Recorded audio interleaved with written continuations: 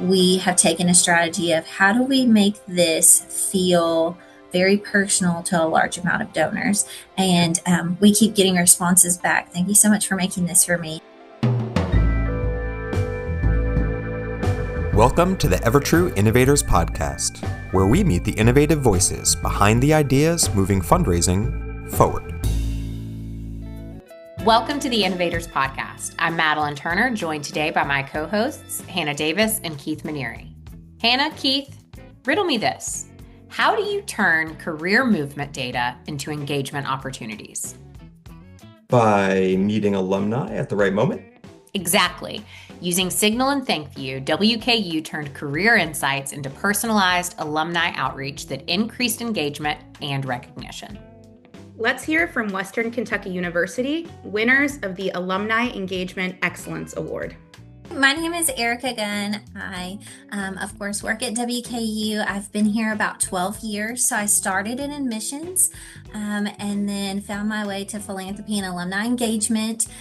So I am currently on the communications and stewardship team. So I work within our team. We have team members working on our magazine. It's our flagship magazine for the university, as well as stewardship efforts, events, and our communications to donors to really show impact and to thank them. So we also sit within the philanthropy and alumni engagement overall division.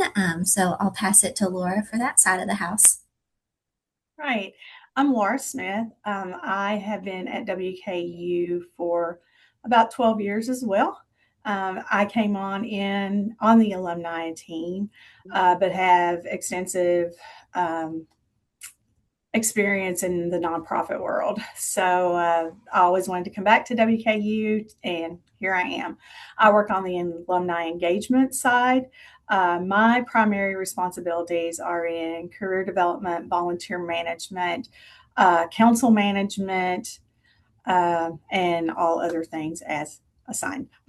We collaborate with our communications team for our career moves things and our data team as well. So big effort around here. Well, speaking of career moves, this kind of gets us perfect segue into some of the awesome work that y'all have been doing that we are here to highlight. But many institutions talk about the need for personalizations, but that can be really hard to do at scale in a way that feels meaningful.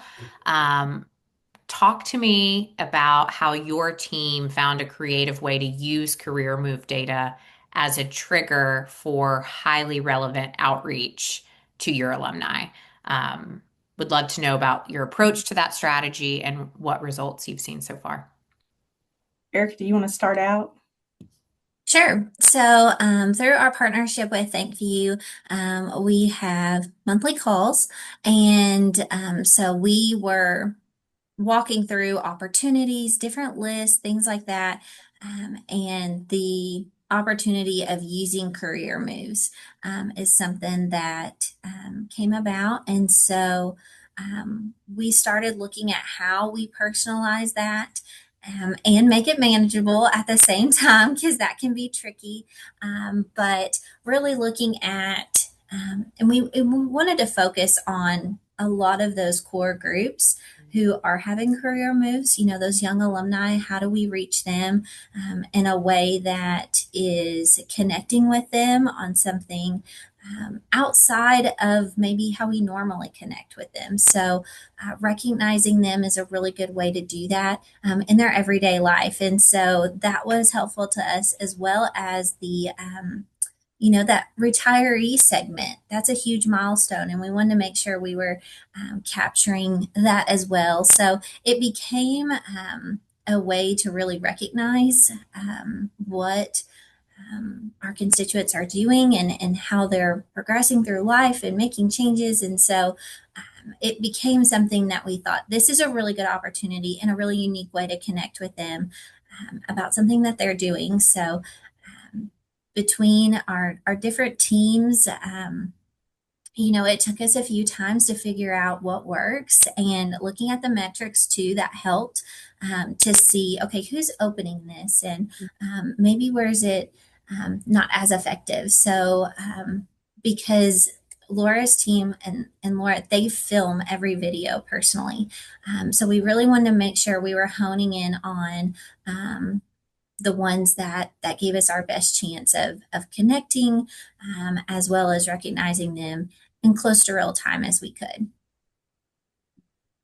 Yeah. And as far as the data goes, Erica grabs that list. We take that list and kind of do a quality assurance situation because there would be nothing worse than sending something to the wrong Laura Mm. Smith. So we have trained, developed an SOP where we have a student associate who goes through, checks all of those LinkedIn links against what we have in advance to make sure that we are talking to the right alum first and foremost. He also checks to see if that's their most recent Mm. job change because there would be nothing worse than getting one from, a job that you had 6 months ago and you've already changed. So he makes those calls, makes notes for us, and then additional jobs, side hustles, we kind of segment those out. Mm. Because that's not like a primary source of income. So, unless it's something that's just really amazing. Yeah. So, there is some subjectivity Mm. to it, but we try to be as objective as we can. A lot of times students do get swept into that list. Mm. And so we automatically pull all of the students out, just knowing that we don't have necessarily the data in our CRM to support that because students don't get loaded until they graduate, until the year Right. of graduation. Yeah. So we do a lot of quality control before we ever start making those videos. Yep. That's a great and also very involved process, but I think that that is, I imagine, one of those extra steps to take to really make this work so well. Taking those extra steps and doing that QA really, I think, makes this feel like such a personalized campaign because you're really making sure that you're getting it right. So, to that end, not every career move is the same. Not every alum should receive the same message or have the same messenger. And that's something that you all really put some thought into. Can you talk about how you kind of built out that segmentation approach, both with the message that was being delivered and who was delivering them? The segmentation kind of happens. Of course, we take your all's good data, with whether it's a retirement, whether it's a new job, or a promotion. We take that data and then we pass that on to our data team, and they append that file to let us know, giving capacity to let us know if an alum is assigned, to let us know if they're a member of the Alumni Association. So there are several points of data that we pull from our CRM as we're approaching how we're going to qualify who gets a message from whom. Our fresh out students who have maybe gotten their first job or are, just kind of starting to progress in their careers, a lot of times we will have either our student associates or student alumni ambassadors to deliver those because we feel like peer to peer is kind of a quality move there. They affiliate, they see themselves in the messenger. Those folks who have a middle range capacity, kind of in that annual giving range, those come to me or a member of my team to do the recordings, and then folks who are in the major gifts categories that are on the list, they go either to our executive director of the Alumni Association or a gift officer if they are assigned. So that's kind of how capacity, engagement, and years out are kind of the baseline segments. I love that because I think that it's both, to your point, matching up with the peer, like a peer feels very personal, but at the same time, from a workload perspective on the team, just hearing that, I feel like it's a very smart way to divide and conquer all of these and not have it be overwhelming on just one person, one team. There's that kind of that shared ownership in it. That makes a ton of sense. With our more mature, more experienced alumni, our executive director kind of does his own personalized message. I kind of scan through the list, and if there's somebody that I know that has been on Young Alumni Council or has been a highly engaged volunteer, I'll take that one. So there are some crossover, but we want the customer, the constituent, to connect with whoever is delivering that Mhm. congratulatory message. Makes a And ton of then sense. from the ThankView messaging, like communication side, we have segments in those ThankViews. So if someone receives it and it's more of that student approach to the video, their ThankView content is a little bit more approachable and a little bit Mhm. more laid back. Um, just kind of reading some tips and tricks on ThankView, we've added like first name to the subject. So, hi, Erica, congratulations. And some things that will help catch the reader's eye. Um, we've also added a background to those videos that if it's their retirement, it is a little bit more formal, and the image that's in the thank you video does say congratulations on your retirement, and it has our mascot on it. So there's been ways to also tailor that on the thank you side to really help work those segments into where it feels natural. It feels natural for a young alum to receive something from a student and is a little bit more formal, where and then progress from there in the formality of it. So I think that's nice too. I think it provides an overall consistent message, and one that feels really special, but also manageable for the team. I would love to know a little bit more about some of like the responses and the engagement that you saw as a Mhm. result of being able to be hyper targeted, personalized, and what were some of the standout moments or feedback that kind of confirmed for you all this approach was working? Yes, so after we send a thank you, of course we wait a little bit and watch the metrics, and of course the replies come in. A lot of our young alum, especially, will reply and say, "Thank you so much. I am baffled that you took the time to recognize me for this." And it's a really great way. It kind of shows that people um, really appreciate that someone would take their time to recognize them in a way that is so personal. I think we all are used to commenting on a Facebook page or commenting on someone's LinkedIn. But for them to see someone and say, "Hey, we're proud of you," or even the simplest go tops at the end, that's something that we say in our language a lot at WKU and they incorporate in the videos. And so I'll get several replies that just say, "Hey, thanks so much, go tops." And it creates really good camaraderie amongst just that family feeling that we try to protect here at WKU, and that everyone really seems to just feel nostalgia about. So it is really special. So we do get several replies, especially from the kind of young alums. And then it is very personal when someone who retires replies like, "Thank you so much to our executive director for taking the time." And so it's a really great touch point. It's something that we're not asking anything of them, Yeah. so it's a great way for them to have that feel good moment and to feel like someone saw, maybe that big promotion or something.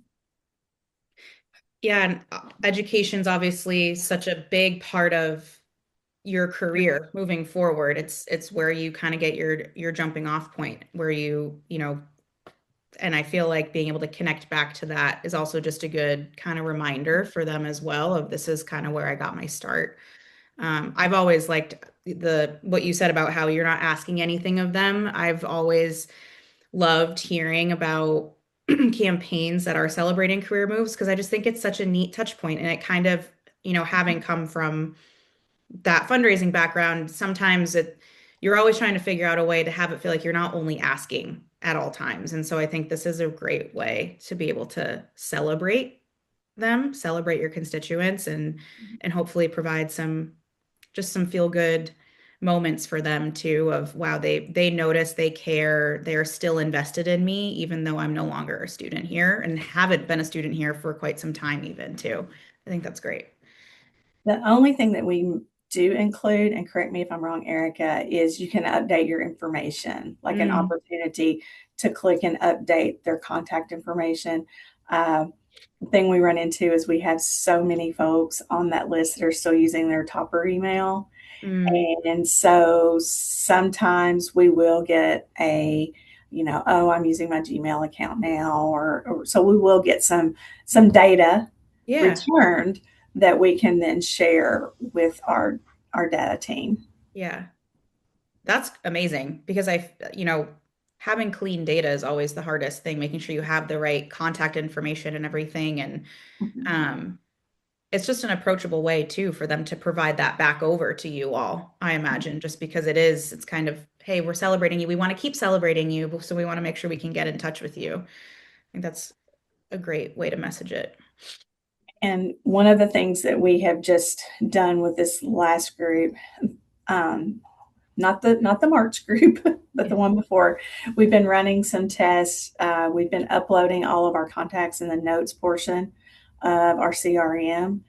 And then we've had a report built so that we can share this data with deans and academic Mm, colleges so that if they want to go out and do a LinkedIn message, they can do that on their own. Or if they want to write a personal handwritten note, they can do that on their own. So we are also trying to make this something that our academic teams can utilize in their stewardship as well.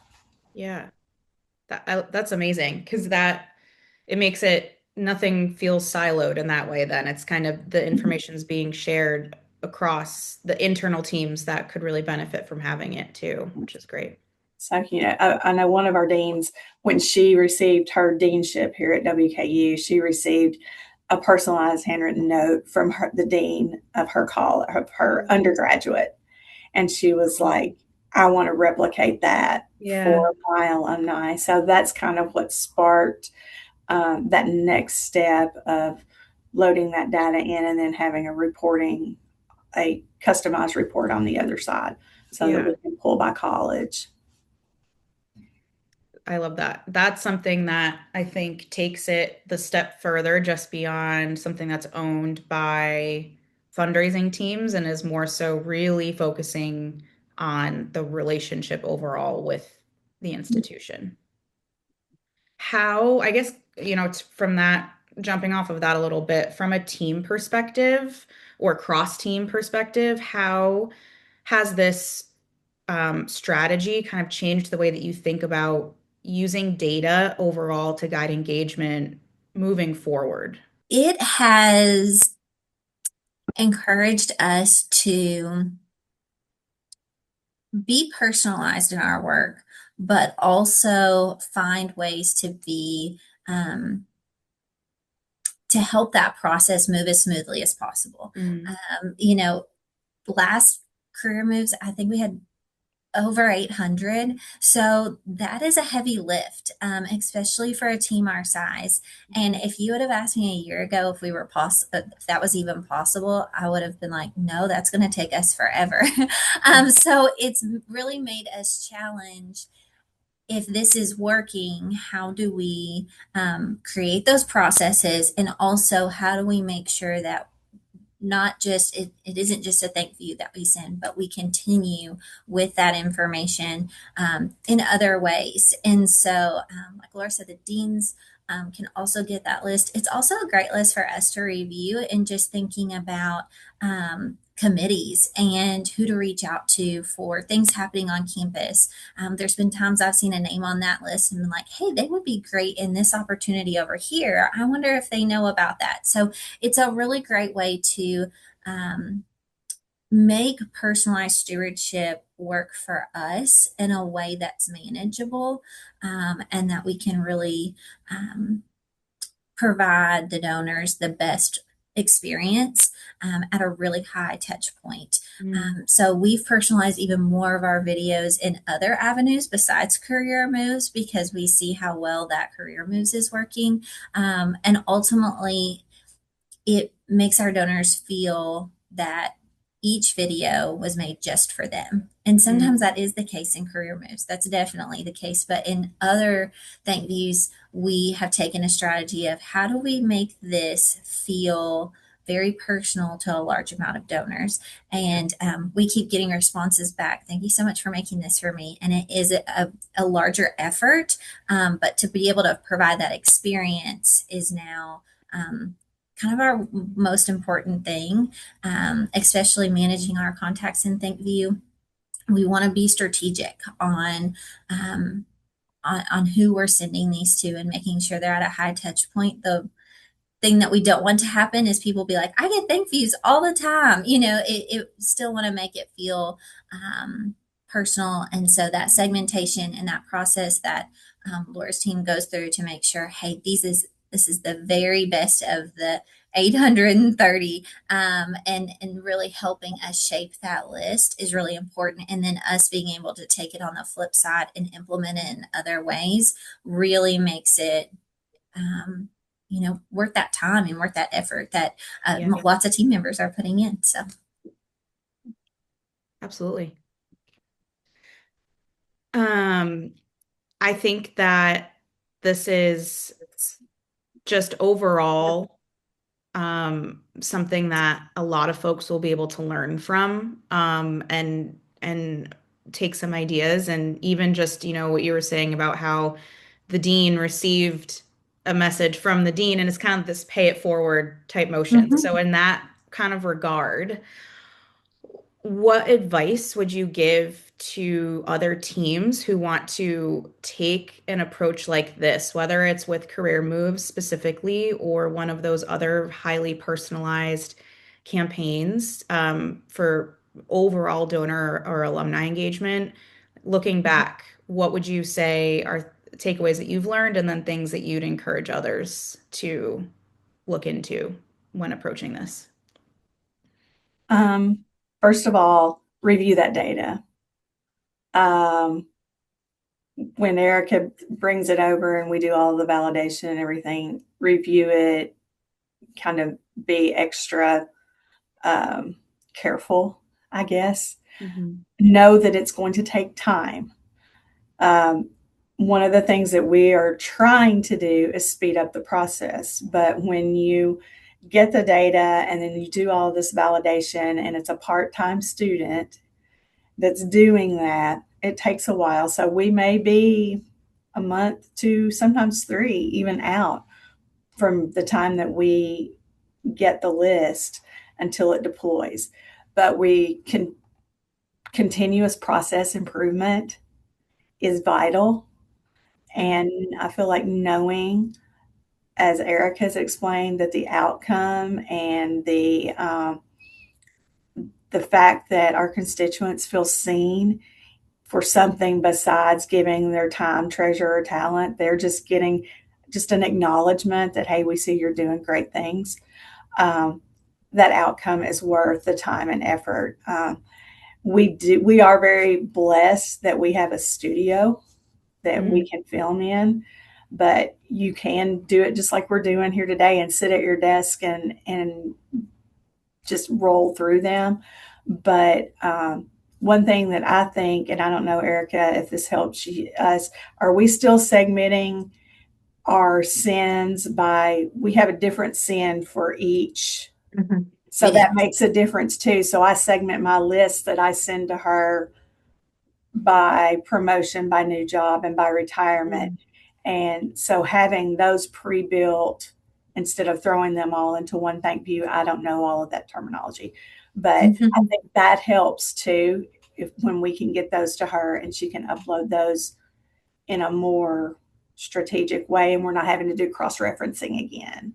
Mm. That makes sense. Yeah, segmenting out by that makes a ton of sense. And I think that I'm just picturing like making a map, kind of the strategic map of who's getting what, how you're actually going to approach the actual build of every send and kind of that process. Um, Seems like you all have nailed that. Mhm. But it's Yes, I taken think 2 years, right? Yeah. that's what I was going to add. Like, you by no means need to come up with the most perfect way. Just get started. Because the way we first did this and the way we do now is different because Mhm. we've learned along the way. Some things are helpful. I think the first time we did it, we dumped all 800. And so when they were filming the videos, we might even have paired them through the photo through the library setting, and this is getting in the weeds, but Good, good. we were missing some of those matches, and I'd be like, Mhm. wait, do we have two of the same name? Or it was just um very manual Mhm. and tricky. So separating those into three different thank views also allows me to see the metrics way better. I know which groups watch it the most, Mhm. um, and how to make that thank view sound and look different for them than the others need to sound and feel. So I wouldn't want someone who is getting their first job for it to look and feel and sound just like the person who has finished their last job. Sure. I want to make sure that's very unique and different and appropriate. So definitely having the three different thank views for each of our segments helps because you can tailor all of that. You can find the metrics from it, and then we record through that video tab. So instead of uploading to the library and then pairing, so we're able to have that student in those that one segment sit down and all the names are there. They know each one has the got their first job or it's a promotion or it's retirement, and so they can just focus on the name, and if they know that person they add some personalization to it, but can say, hey, congratulations, and be confident that it's the right segment and work through it that way. So that was a game changer too, and I know it's in the weeds, but having separate thank yous and then using that video tab and not uploading them all to the library saved a huge amount of time. Mhm. The prep work is so important, and then pairing with your data team, bringing them in on the process.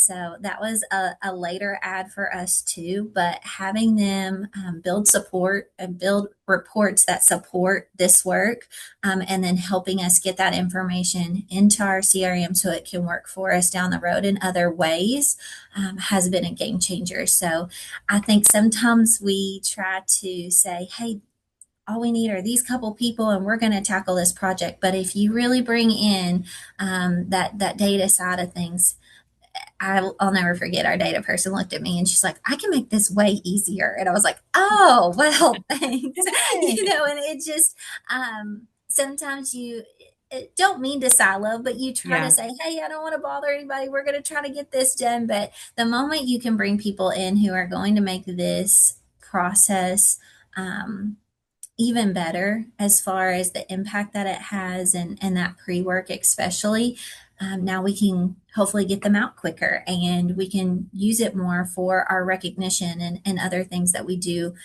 in our stewardship side and our alumni engagement side. So that would be my big tips too, and a lot of the same as Laura, but um, it really does make it worth it when you are maximizing that impact. Mhm. Yeah, that's all very great advice. I'm curious, when you were saying part of it was the metrics and you can Mhm. see which segments seem to open or respond most, and then that kind of helps you say, okay, for them, we should be making sure that we're super personal. What Mhm. is there a broad segment that you feel like is most engaged with this type of send, or does it kind of change on a month by month? It's a little unfair because we have fewer retirements, of Yeah, course, than we have the others. sure. So it's not complete apples to apples, but retirement is highly engaged. It's also typically, that age group receiving an Yep. email. They've probably had that same email established, whereas, our young alumni might change emails a few times or be using their student email, like Laura said. Sometimes they're holding on to that student email and have started another one. We just don't know about it yet. So, retirement, we have the most replies, but I think it's a lot by demographic. It's actually the promotions. The promotions are the people who open. The most of them watch the full video, and then have a lot of them respond. Wow. And so I think it's a combination of emails and things like that. But that's such a great demographic for us to focus on too, Yeah. outside of an ask of any kind. And so it's really opened the doorway. A lot of our alums really like our birthday messages, so it's a different way to recognize someone other than it's your birthday or asking something of them. So it's a good segment for that to um, be one that is the highest. So. Yeah. That's super interesting. Mhm. And it's really neat that you can get that data and you know, I just my brain goes to like, okay, where can you apply similar thought process to those segments for other things that you're using to engage them with too? And there's just endless possibilities there. And it's great pipeline development. Yeah, yeah, Mhm. absolutely. Yep. Uh, well, this has been great. I know we're coming up on time, but I guess before we officially wrap, any parting words, anything that you feel like you wanted to cover but didn't get to, or any that you both gave great advice for people that are starting to think about Mhm. doing this, but anything else that we didn't chat through that you wanted to make sure we covered? Collaborate across your departments. I think that's the one thing. Collaborate, segment, um, and don't be. It is a daunting task, um, but it can challenge your CRM. It's something new, and it gives your staff some opportunity to be in front of a camera. And we all know video is king. So there are lots of ways that we not only um, recognize and celebrate our alumni, but we're also kind of giving our teams some ways to stretch how their everyday work. Mhm. You know, comfort in front of a camera, comfort with spreadsheets. I mean, this is you're totally in spreadsheet purgatory for a few weeks, but it's all good. And use your students. Yeah. A lot of people really like to see students, Mhm. so let them have a go at it. They're a lot better at video than we are anyway. That's their life. So use your students too. Yeah. And I think just approaching it in all the spreadsheets and all the, checking and processes to it, that's important. But it's also important to remember, like, you're building a relationship, and this is a connection point, because that's how a lot of the people who receive this feel. They feel seen, they feel connected to, and they feel appreciative of not only the work but the experience that WKU gave them to be able to do these things. So it really is a full circle moment for a lot of our donors to receive this. So don't underestimate the impact that something like this can have, because sometimes we all get in the mindset of another communication piece and another video, another thank you, or something like that, where this can be one of those things that a donor looks back on and say, hey, that was really meaningful Mm. to me. Well, thank you both again for taking this time. It's really awesome. I'm so excited that we get to share this out more broadly.